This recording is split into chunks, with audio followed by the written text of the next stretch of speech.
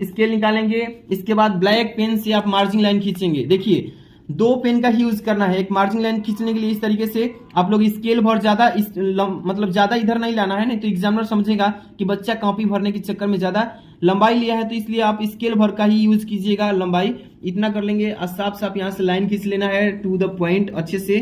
तब इसके बाद और तरीके मैं बताऊंगा कैसे क्या करना है। इतना काम हो गया। इसके बाद यहाँ से पेपर रहेगा मान लीजिए कि हिंदी का, तो हिंदी बताने के बाद इंग्लिश भी बता रहा हूं। तो चलिए यहाँ पे मान लीजिए कि हिंदी का पेपर है, तो यहाँ पे हिंदी के पेपर में खंड 2 मिलेंगे, खंड क मिलेगा, खंड ख। तो आपको खंड क पहले करना है। तो देखिए यहाँ पे प्रश्नोत्तर संख्या डालने से पहले खंड लिखना है। क्या लिखेंगे?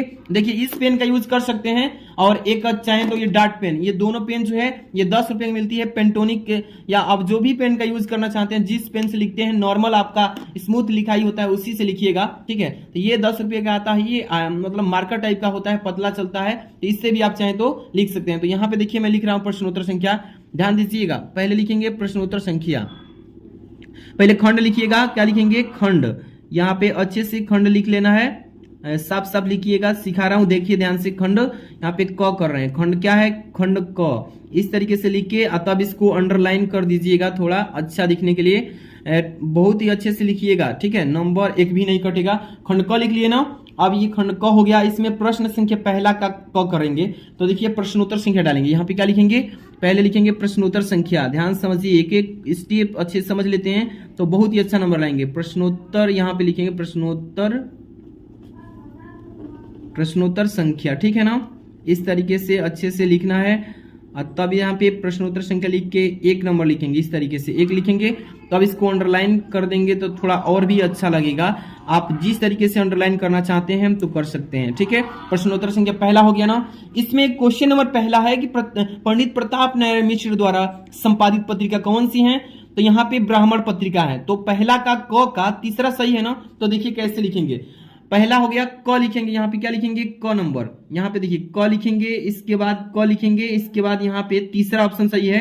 तीसरा देखिए 3 ऐसे लिख देंगे, तब इसी ऑप्शन को उतार देंगे ब्लू पेन से। ब्लू पेन से लिखिएगा। तीसरा क का तीसरा है ब्राह्मण, तो इस तरीके से ब्राह्मण लिख दीजिएगा। देखिए यहाँ पे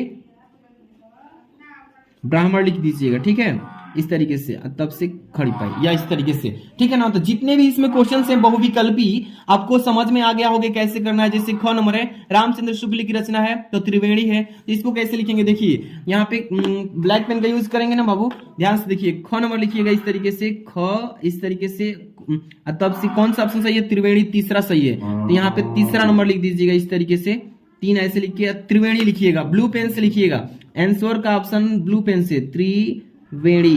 क्या लिखेंगे? त्रिवेणी लिख लीजिएगा इस तरीके से, और तब से यहाँ पे कमा लगा दीजिएगा, ठीक है। ऐसे ही पांचों क्वेश्चन जितने भी है ना, ये पहला में के अंग तक पांचों ऐसे कर लेंगे ना। प्रश्नोत्तर संख्या पहला डालने के बाद पांचों अच्छे से कर ही लेंगे, आपको सिखाने की कोई दिक्कत नहीं।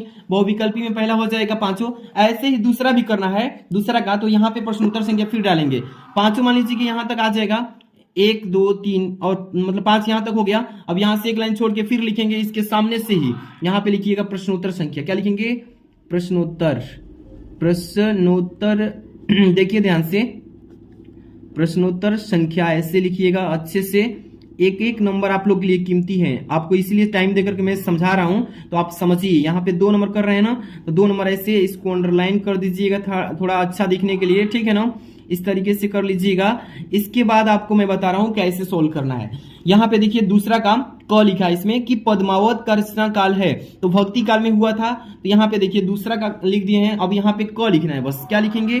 यहाँ पे लिखेंगे क। क्या लिखेंगे? क लिख देंगे। और क नंबर का कौन सा ऑप्शन सही है? तो दूसरा सही है। तो यहाँ पे 2 लिख देंगे इस तरीके से, अच्छे से लिखिएगा। तब ब्लैक पेन हटाएंगे। इसके बाद किस पेन का यूज करना है? ब्लू। भक्ति काल लिखेंगे। यहाँ पे लिख देंगे भक्ति काल। क्या लिखेंगे? भक्ति काल, इस तरीके से, ठीक है ना। भक्ति काल इस तरीके से लगा देंगे। इस तरीके से सारे क्वेश्चन। सरोज स्मृति के रचयिता कौन है? तो पहला है सूर्यकांत त्रिपाठी निराला। तो यहाँ पे एक और बता देता हूं बस, ख नंबर का। देखिए ख नंबर भी लिख लीजिएगा ऐसे ही। ख नंबर में कौन सा ऑप्शन सही है? पहला ही सही था, तो यहाँ पे पहला लिख लेंगे। तब से क्या लिखेंगे? यहाँ पे ऑप्शन सूर्यकांत त्रिपाठी निराला। क्या लिखेंगे? सूर्यकांत त्रिपाठी निराला। सूर्यकांत, ठीक है ना। सूर्यकांत त्रिपाठी निराला लिखेंगे, त्रिपाठी निराला। सूर्यकांत त्रिपाठी निराला, ऐसे भर लेंगे ना, अच्छे से भर लीजिएगा, बहुत ही अच्छे से।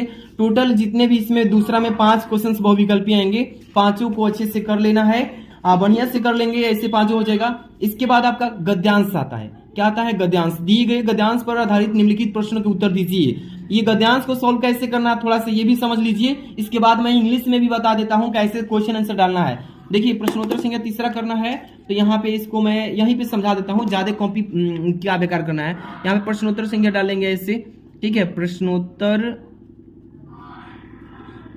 है, ठीक है ना, प्रश्नोत्तर थोड़ा साफ साफ लिखिएगा, संख्या, प्रश्नोत्तर संख्या यहाँ पे लिखेंगे, तीसरा कर रहे हैं, ठीक है ना, तीसरा। यहाँ पे अंडरलाइन थोड़ा सा अच्छे से कर लीजिएगा, ठीक है ना। अंडरलाइन करने के ठीक बाद आपको क्या करना है, यहाँ पे मेन आपको जो गद्यांश दिया है, जन का प्रवाह अनंत होता है, और यहाँ पे लास्ट में इसका संकेत डालेंगे। पहले क्या करेंगे, संकेत डालेंगे। यहाँ पे संकेत में लिखिएगा, अच्छे से थोड़ा ध्यान दीजिएगा। यहाँ पे संकेत लिखेंगे, संकेत समझा रहा हूं, इसको ध्यान समझिएगा। संकेत ऐसे लिख देंगे, और संकेत में काला पेन से ये वाला देखिए जो शुरू में है ना, जन का प्रवाह, ये शुरू में लिखिएगा। क्या लिखेंगे? जन का प्रवाह। यहाँ पे लिखिए जन का प्रवाह, ठीक है। अब इसके बाद यहाँ पे डॉट डॉट कर देना है, इस तरीके से, जिस तरीके से मैं बताते चल रहा हूं, इसको ध्यान से देखिए। इसके बाद यहाँ पे आखिरी में जो है ना, निर्माण करना होता है, ये लिखिएगा, निर्माण करना होता है, लिखेंगे निर्माण करना होता है, ठीक है, निर्माण करना होता है, इस तरीके से लिख लेंगे ना, बहुत ही अच्छे से लिख लेंगे। इसके बाद इसमें जितने भी क्वेश्चंस दिए हैं, पाठ का शीर्षक और लेखक का नाम, तो ये है राष्ट्र के स्वरूप पाठ और डॉक्टर वासुदेव से अग्रवाल द्वारा लिखित हैं। तो आपको बता दिया गया है कि कैसे लिखना है। यहाँ पे चाहें तो आप प्रश्न नंबर पहला भी लिख सकते हैं, जैसे कि पहला प्रश्न कह रहा है इसमें, यानी कि तीसरा का पहला कह रहा है पाठ का शीर्षक, तो यहाँ पे काला से लिखिएगा, पाठ का शीर्षक, पाठ का शीर्षक लिखिएगा, शीर्षक, ठीक है, पाठ का शीर्षक इस तरीके से कर दीजिए। इसके बाद लिखेंगे लेखक के नाम, लेखक के नाम, लेखक के नाम, इस तरीके से लिख लेंगे ना, बस यही बता रहा हूं। इसके बाद अब आगे चलेंगे, यहाँ पे पाठ के राष्ट्र के स्वरूप डॉक्टर वासुदेव से अग्रवाल, यही लिख देंगे। पाठ शीर्षक हो जाएगा राष्ट्र के स्वरूप, राष्ट्र के स्वरूप, के स्वरूप, राष्ट्र के स्वरूप हो गया ना।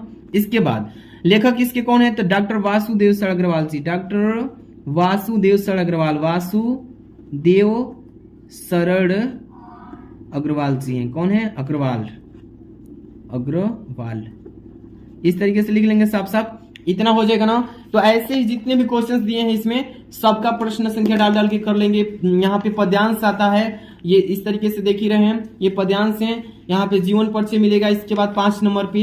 तो जितने भी क्वेश्चंस हैं आपको तो मैंने बता ही दिया कि कैसे प्रश्न उत्तर संख्या डाल के करना है। और एक चीज ये इसमें ध्यान रखिएगा कि कोई भी खंड कीजिएगा तो पहले खंड क वाले को एक खंड क वाला में ही लिखिएगा, खंड ख वाला को खंड ख में लिखिएगा। ये नहीं कि खंड क वाला खंड ख में ले जाकर लिख दीजिए।